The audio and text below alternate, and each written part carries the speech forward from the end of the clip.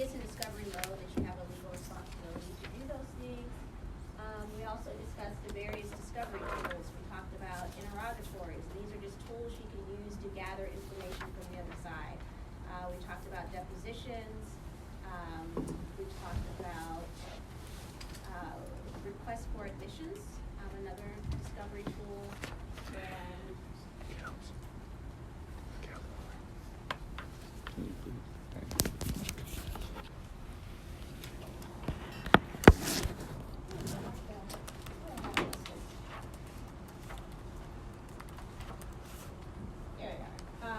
physical and mental examinations, and then we talked about request for admission. So again, these are just different tools you can use to get information from the other side that you need to build your case.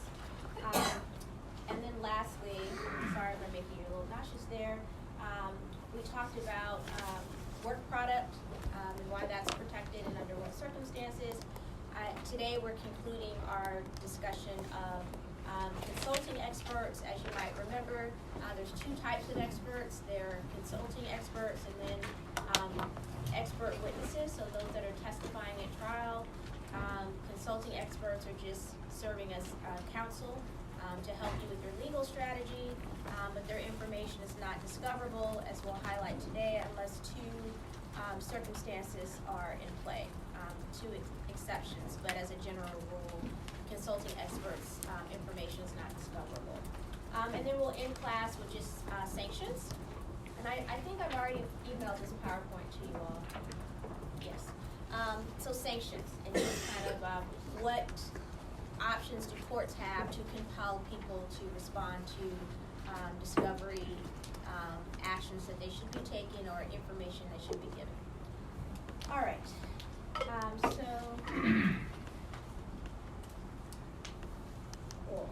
So before we actually start things today, a couple of housekeeping measures. So tomorrow we're doing just an exam review session. So I do have practice multiple choice questions that I'll be running through in class for you to answer. But the bulk of the exam review, I want you to, so there's no reading assignments, I want you to look at your outlines, those of you that have them. Look at your notes, and if you see any gaps or questions that you have, I want you to email me the questions, and that will make up the exam review. If I see a lot of the same questions on the same topic, I'll spend a little bit more time, but I will address each question that is emailed to me. So I need you to email me the questions by tonight. If you can email them by, say, 10 p.m., give you guys plenty of time. And then I already have pretty much, I'm trying to hit every topic. But I'll make sure that, I wasn't going to talk about this, but I need to address this because this is an area of confusion. So again, and I'll send you a reminder email me your questions by 10 p.m., and I'm happy to address them. Additionally, on Thursday, I forgot what they call it, some kind of weird name. Administrative Monday. Yeah, I think that's dumb.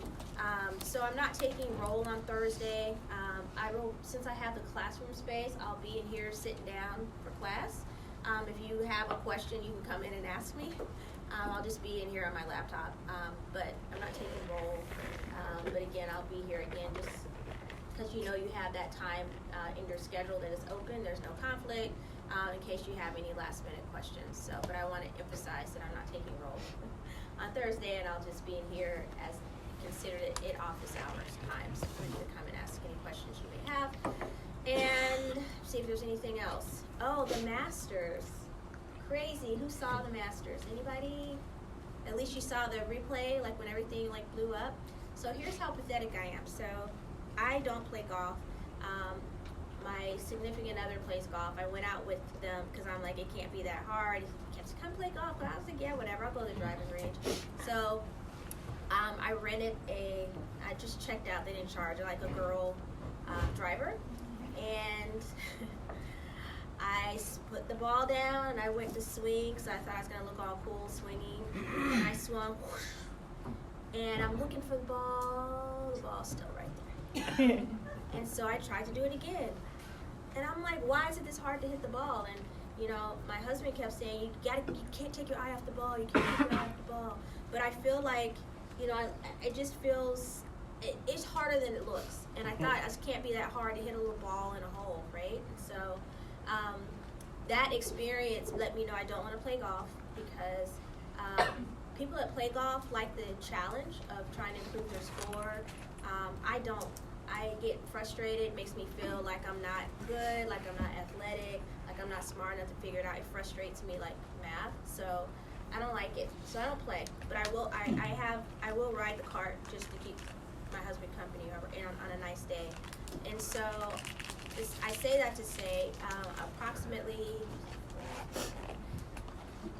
maybe 9 years ago, I knew what the sport of golf was, but I was dating this gentleman who said, hey, you want to, I was living in Atlanta, you want to go to Augusta?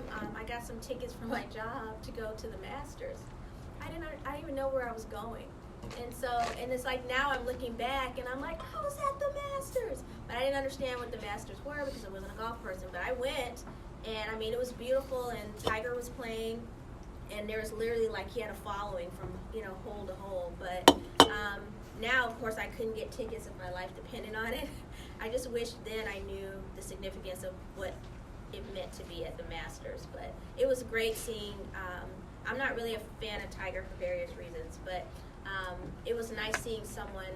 I like when people don't give up, and for you to try 11 years to win another major and not give up, I admire those stories of resilience. And I think of it in terms of law school, how, you know, regardless of how you feel you're doing in law school, how important it is not to give up. They had a guy here speaking a little while ago who I had mentioned him earlier. I think his name is Byron something, maybe Smith. But like he's literally doing a big-time entertainment lawyer, making a lot of money doing what he loves. We had a graduation speaker, the lady who's CEO, or not CEO, she's something high up. Maybe she is a CEO of Starbucks. Her name is, I just had it on the tip of my tongue. But she did like really bad in law school, and she's like killing the game, grade-wise. And another lady who's a general counsel for Warner Brothers in Hollywood, who's a U of L graduate. And she said in her graduation speech, yeah, I graduated, you know, she said in the bottom quartile of my class, and look at me now, and everybody laughed. So I say that to say, yes, grades are used, I'm just reminding you, as a standard that a lot of the law firms use for that first job. But when you're out in the field, your merit, your dedication, your tiger, the tiger in you is what determines how well you do and how far you go. But just remember there's no limits, and I hear the success stories all the time. So just remember that. I know eventually they're going to move to the point where they're going to follow Harvard's model and a lot of other models where there's just pass-fail, because it's really silly to, I think. If you pass the bar, I mean, why do we care what your grades are? You're obviously competent to be an attorney. All right, class. So I'm going to go by the honor code and just ask everyone, if you haven't been called on, can you just raise your hand? I had to throw the honor code in there because your classmates will call on you. So we've got 1, 2, and 3, 4, and 5, 6, 7. You guys are rocking it the whole semester. Out of you 7, do either of you want to volunteer for today? Because you probably figured you were on anyway. Anybody want to volunteer? No. All right, so let me give you numbers. Raise your hands again. So you're 1, 2. You haven't been called on either? Wow. 1, 2, 3, 4, 5, 6, 7, 8. You're 9 and you're 10. All right. So 1 through 10. Let's do 10.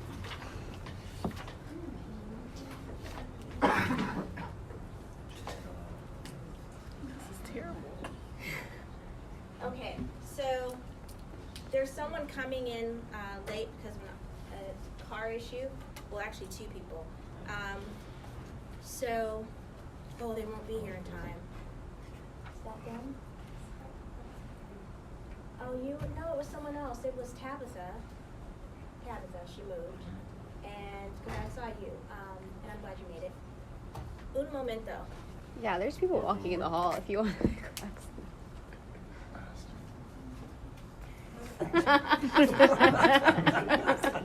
come pick a number.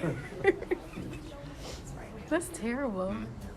Your fate lies in a random number. I emailed her because there was a wreck. I was like, I just took a picture. I was like, we're totally stopped in the interstate. So it's like all four lanes. That's fine, and because they named like 2 other things that as well. You said I did. I was The like, only reason I'm not picking is I don't want to seem like I'm playing favorites because I know who's who with the numbers. So she doesn't know what's going on. So I need you to pick Just any like a random game. 3 numbers and just put a circle around them. Oh god. I love this. It's like the Hunger Okay, that's a joke. No, it's not a joke. So these are the people that haven't been called on this semester. So these are the ones that are going to carry the. So sorry, you don't know who they are, so it's not personal. I know, but they know who I am. Thanks. All right, so good. Love her. All right, let's. So who are our attorneys? What are your last names? Go ahead. Bacchus. Can you spell it? B-A-C-H-U-S. Bacchus. Oh no, it's Taylor. Should be fun. Attorney number 5. Hoffman, H-O-F-F-M-A-N. Sorry, she did it. I didn't do it. And then 8. Uh-oh. Recount.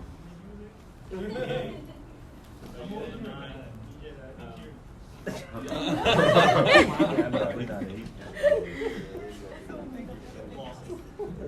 wonder who was 8. Weren't there 2 other over here? We were 9 and 10. So yeah, you're 8 then. Because I was going this way. So you'd have been 8, 9, 10. Lawson. Honora, you don't want to volunteer? You want to be a good colleague here? All right. So let's finish our discussion of consulting experts. So just a friendly reminder, consulting experts are governed by Rule 26B4D. And again, it just says a party may not, by interrogatory or deposition, discover facts known or opinions held by an expert who has been retained or specifically employed by another party in anticipation of litigation. So normally, basically, you just can't get access to information prepared by consulting experts. However, you can get the information if one of 2 things are present. So again, the only exception to getting information from a consulting expert is 1, if the expert is an examining healthcare professional under Rule 35B. We talked about that the last class. So one of the exceptions to getting information from a consulting expert is if the expert is an examining healthcare professional under Rule 35B. Remember, Rule 35 addresses mental and physical examinations. It talks about when a court may require a party to provide a mental examination and discusses how you would get a copy of such report. The second exception to consulting experts is if the party seeking the information can show there are exceptional circumstances, i.e. why they can't contain the material elsewhere. So the party seeking the motion must show, Your Honor, these are exceptional circumstances. This is the only way we can get this information. We can't get it through any other means, okay? So that's the second option. Okay, so let's talk about the Thompson v. Haskell case. What was the plaintiff's underlining claim about either Attorney Bacchus, Hoffman, or Lawson? What was the plaintiff's underlining claim about? Yes, thank you. She was subjected to sexual harassment by a supervisor who was employed by, the Haskell company, so that would be Zona. There was repeated advances, and that she was fired when she did not acquiesce to those advances. Excellent. Okay, so we know the plaintiff was terminated from her position with defendant Haskell Company, as he stated. Therefore, her mental and emotional state are at issue because she's claiming mental distress, right, as a result of the sexual harassment or harassment. One of the other two attorneys, what is the discovery issue in this case? What did the defendant want, and what was the argument? Yes? The defendant wanted the results of the medical examination performed by Dr. Lucas. Excellent. Okay, so what happened is the plaintiff had examined, plaintiff was examined by Dr. Lucas 10 days, right? 10 days after she was terminated, and her, again, mental and emotional state are at issue. So this is highly probative with regard to the above quoted allegation, meaning what was her mental state of mind? Was she, really shaken up? Was she depressed? Was she, having anxiety because of the alleged sexual harassment she was receiving? So they consider it to be essential to the case. In Thompson, as you might recall, a psychologist had, shortly after the plaintiff's dismissal, examined the plaintiff, who was now, again, claiming this mental distress. So, Attorney Bacchus, right? Yes. What was the information the defendant sought? Why was it relevant that the defendant sought? So, the defendant wanted the information to support their case. Okay. Why is it relevant? Meaning, remember the relevancy. Like, why is it relevant to the case? Show her mental state. Mm-hmm. And is it privileged? Yes, but it falls under the exception. Okay. So I'm going to come back to you with the exception, but very good. Okay, so we know that it's relevant because, again, the plaintiff's emotional state is at issue in this case. If the psychologist was acting as a therapist, and if the state in question recognized a therapist's privilege, then the patient's communication would be initially privileged. But the privilege would have been waived by a suit when you put the patient's mental state at issue. So all that's to say, there is like a therapist privilege that says what you discuss with your therapist is privileged information. But when the lawsuit, the basis of the lawsuit is your mental state of mind, your emotional state, then that gives you access to that information. So that's why it's not privileged. What was the plaintiff's argument? What type of order did the plaintiff file? She's like, hey, I don't want you having access to this information.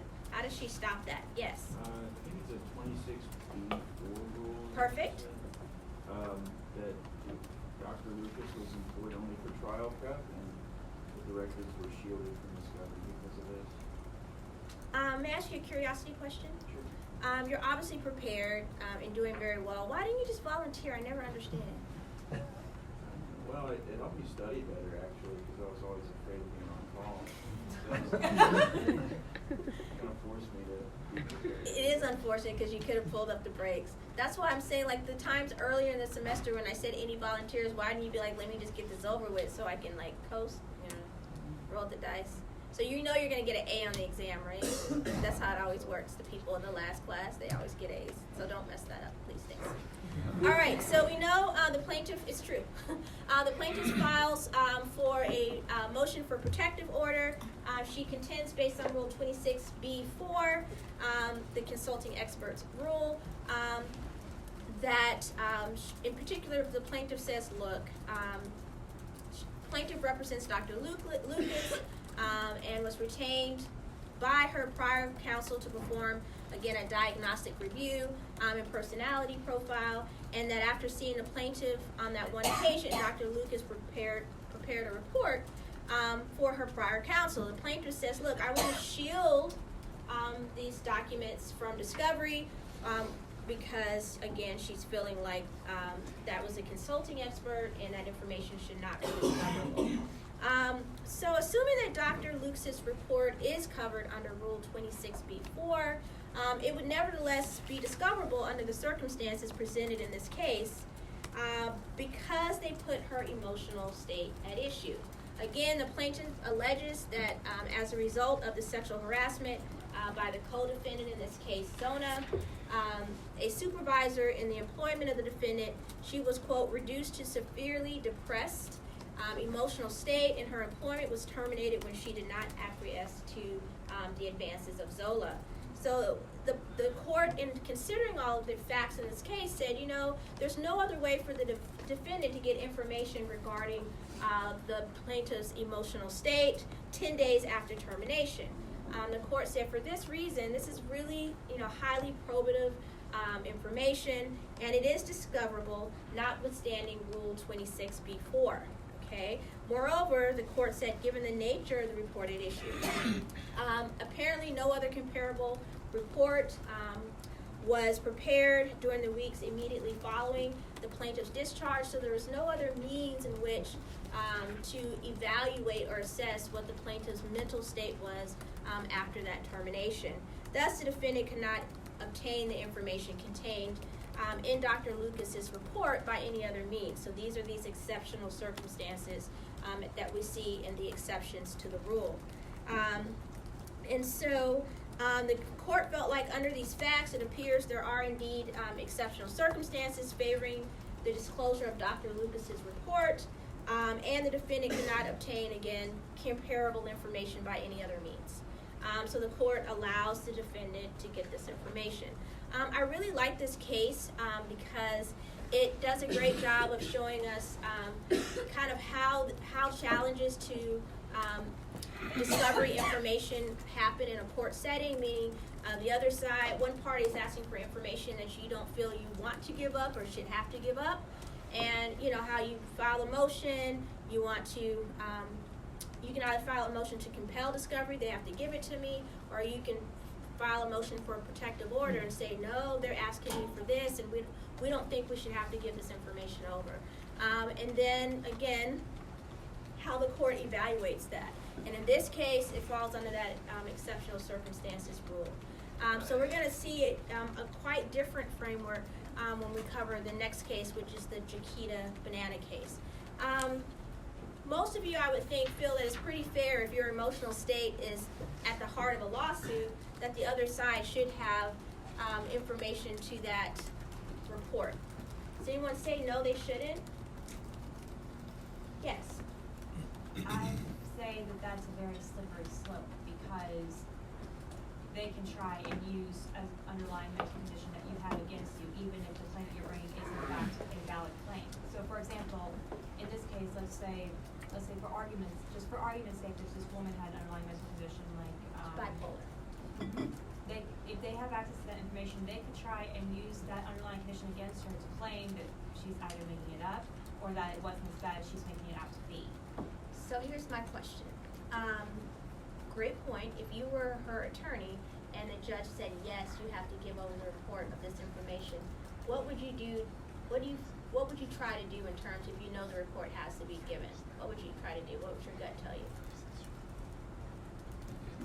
Is there a way to limit what comes out of the report to make sure that they can't use that underlying condition against her, they only use the effect of what happened from the termination? Yes, so you would ask the judge to deduct certain parts of the report that are not relevant to this case and that are privileged.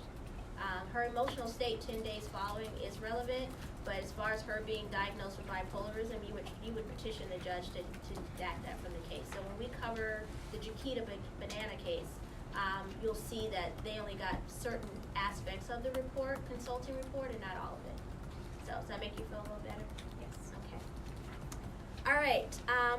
So I love this case, and the reason I love this case is I love banana. So I literally eat banana every day, and I just think they're amazing. So I grew up in the summers. My grandmother had I know it sounds corny, but she had all these it was like a garden of Eden to me. So there were ladyfinger banana trees. There were grapes growing in the fences on the vines, grapevines, and orange trees, grapefruit trees. So I just this kind of reminds me of nostalgic my grandmother. But I just love bananas, and I remember being a little kid and trying to make them fall because I wasn't tall enough to get to them. Has anyone seen what those ladyfinger bananas look like?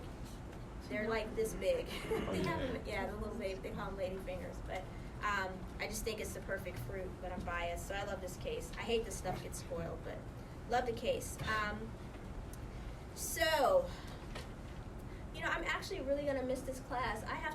I've said this before, and I don't mean it to be bad, but yeah, people are like, that section, you know, you guys didn't have like a real, not a bad reputation. They haters.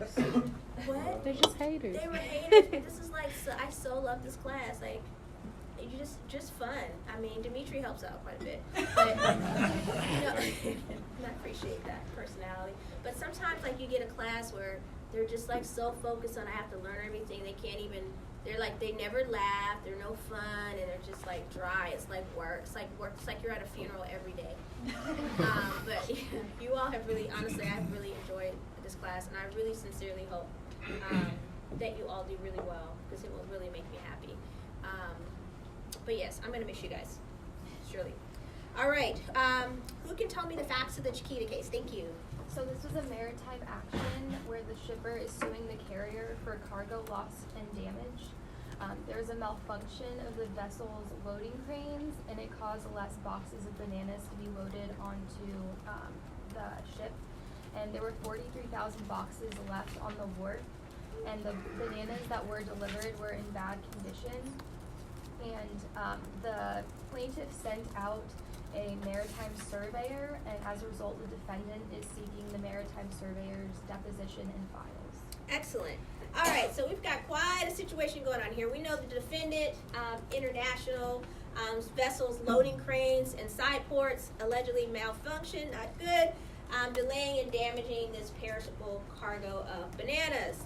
The discovery issue, as she just highlighted, the shipper Chiquita plaintiff has a maritime surveyor meet the vessel at the port of destination. The surveyor prepared a report, and the defendant, the carrier, was trying to get the report and was trying to basically depose the surveyor. He wanted to know what was contained in the report, and so on. And so, what type of expert is this surveyor considered to be?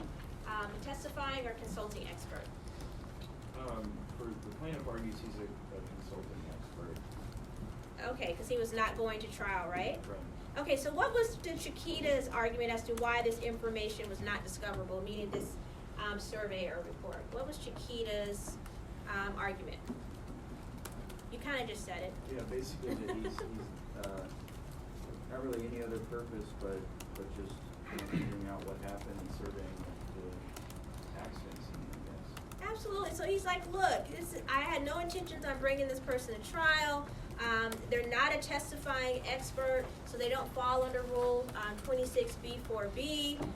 So, which I forgot to mention, Rule 26B4B was changed. There were amendments made to the rules December 2010. So now it's 26B4D as in dairy. So it changed. But in your case, it says 26B4B, so in case that confused anybody. So it's now D like dairy. They made amendments in 2010. Anyway, so normally you can't ask information, as we know, by consulting experts. You can only get the information, again, if it falls into one of those two circumstances like we just saw in the Thompson case. So Chiquita's argument is like, no way, we're not giving up that information. We don't have to. Not a testifying expert. The defendant says, no, Your Honor, don't listen to them. And says what? This is why we should get this information. What's the defendant's argument? Go ahead, thanks. Because he was the only one that surveyed the ship and witnessed the accident at the scene. That warrants an exceptional circumstance, which would just be an exception to the rules. Absolutely. So the defendant says, Your Honor, these are exceptional circumstances, and we need access. There's no other way now that the cargo has been damaged. There's no other way for us to get access to the state of the cargo when it arrived there. And so imagine that you have a lawsuit against someone about a product that was not properly delivered, and before you can, send someone out there to make sure everything was shipped as planned, it gets damaged. You don't know if the order was complete, so they really need access to the surveyor report. And the defendant also said, even if we can't depose the expert, fine, we will accept that if we have to, but we should be able to at least see his file. International Reefer maintains that, again, even if they're foreclosed from disposing, Mr. Weiner, it should be given access to their file at the very least. Is the distinction between fact and opinion testimony important when you're trying to make a Rule 26B4D determination? What does the court say? They say, is it even relevant? Do we care about making a distinction between fact and opinion? Yes, thank you. No, it's more towards if it was conducted in the normal, like the suit shouldn't lie for if the information was included in the normal course of business or in the idea of Excellent. Yes, yes, and yes. So the court says, no, it's irrelevant. Okay? We don't care. They say that when you take a look at the rule, it specifically says you generally cannot obtain access to known facts or opinions held by, again, a consulting expert unless you satisfy one of the two exceptions. If you look at the first paragraph on page 507 of your text, the court says that the relevant distinction is not between fact and opinion testimony, but between those witnesses whose information was obtained, as he said, in the normal course of business, and those who were hired to make an evaluation in connection with expected litigation. So according to the court, is the surveyor a witness or consulting expert? What does the court say? What do they say Mr. Weiner is? Consulting. That he's a consulting expert. Okay. A little bit more detail. Is he a witness or consulting expert? Or rather an expert. Sorry, I won't use the word consulting. He's a non-testifying expert, is what they classify him as. They call it the latter category of 26B4D. Yes, great job, great job. So the court says, in one sense, we're acknowledging Mr. Weiner is not a witness. He is an expert, in which you define what type. And the reason they said he's an expert, he's a maritime engineer, and he's specifically engaged or hired by Chiquita to examine the vessel in connection with the cargo loss claim.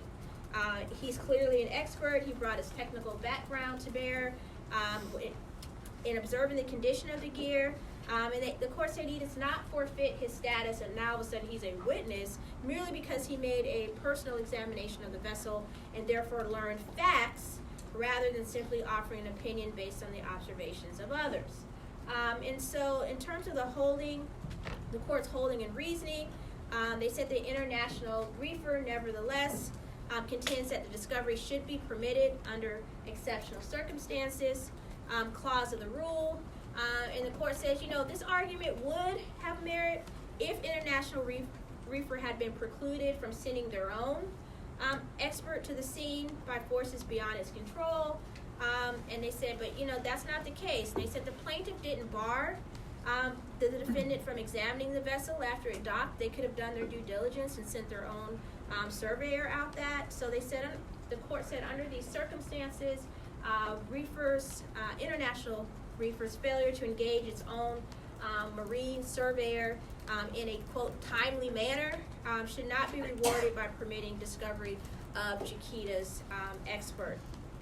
To do so, they said, would permit the exceptional circumstances to, in a sense, swallow or undermine the whole purpose and spirit of having Rule 26B4. One of my attorneys